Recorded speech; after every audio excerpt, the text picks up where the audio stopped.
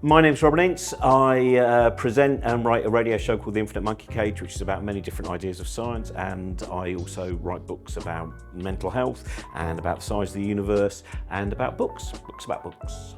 I kind of have my interest in artificial intelligence really comes from the biological perspective of what is consciousness, because I think the more things that we understand about artificial intelligence and the problems of making something a sentient and self-referential being, it gives us a greater understanding of what we are as human beings. I'm not particularly interested in it in terms of its creative potential from a capitalist point of view.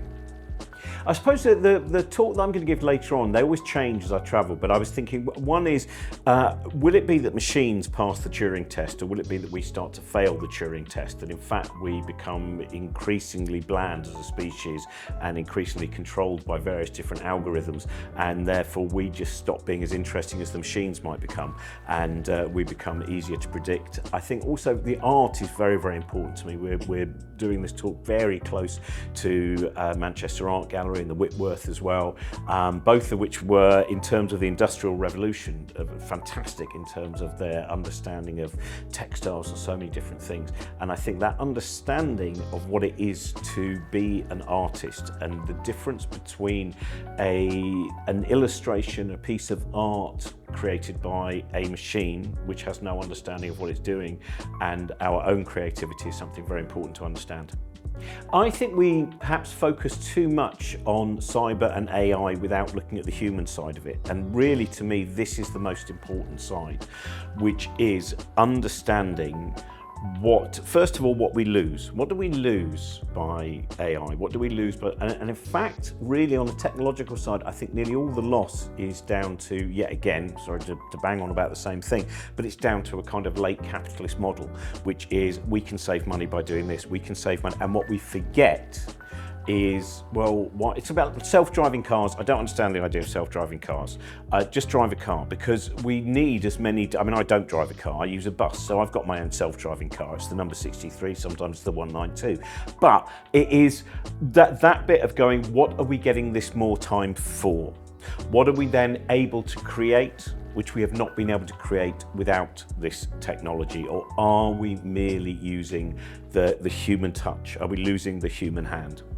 Well, I think one of the most important things in terms of expanding the conversation is, if we look at AI very simply, if we imagine the invention of photography. So once you have photography, you have a lot of painters who go, oh, well, I'm out of a job now, because I used to go and I'd paint that valley, and someone would go, oh, thanks very much, I wanted a picture of that valley. And now someone goes along with a box camera and they take that image. And then what we have is we get cubism, and we get Dadaism, and we get all manner of surrealism and all these different points of experimental. And I think one of the great challenges, and one of the things we really need to discuss, is how do we as human beings tackle creatively what we may well be losing, if that makes sense. So it is that bit of, to me, AI will never replace the human storyteller. But it may well mean that the human storyteller has to get even better and even more intriguing and even more interesting. I would say comedy can be used to look at AI, ChatGPT and all of those things by saying, if the machine writes the joke you were going to write, try harder.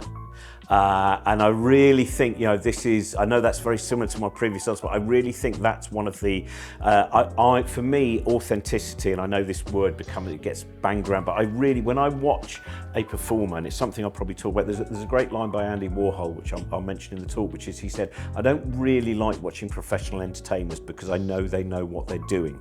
And I think that's the thing with the machine. The machine, though it will not know what it's doing, it will have a particular algorithm in terms of the way that it creates. And I think with, in the perfect world, it will mean that we lose a lot of what I would call the algorithmic comedians and the algorithmic artists. And it means that we have to, the more eccentric, the more exciting and the more curious minds should thrive. Well, the one thing I suppose I'd like everyone to know about AI and cyber, it's not even really something to know, but it's to look at the voices of the cyborgs and androids of my past. And for some reason, why it was always considered that superior intelligence would also be camp. And I don't know why, and I'm intrigued by this idea, this notion. Aurak, C-3PO, Zen from the TV series Blake 7, K9 from Doctor Who. For some reason they all, and it was presumed that that was the voice of academia. And what we really need is a bit like with Hal. You know, Hal in 2001, the actual voice that was recorded at the time of filming was a bloke who sounded like this, and he sounded like that because the person that they had doing the voice, Kubrick didn't particularly like, so it was just one of the blokes who worked on the set. So no, I'm not going to open the doors. No, I'm not. And that was it. And I think that would be part of it if we can see a greater level of egalitarianism in the voice of the machine. When Lancaster University got in contact with me, I love being invited by any institution, any organisation, any kind of, you know, different groups of people who are all mulling over different philosophical, psychological, scientific ideas and thinking, I don't know if I have any opinion on this, and I don't know what, and immediately means that everything becomes homework in the best possible way, my dream homework. So the moment that Lancaster University got in contact with me, I was like, right, cyber. You know, and at one point I thought, maybe I'll read a lot of books about cyber and look like I know something about cybersecurity, but I don't. So I thought, right, well, what is my way in? What is my, and just by playing around with different ideas of sentience, ideas of self-consciousness, I've had a really joyful time. So thank you, Lancaster University.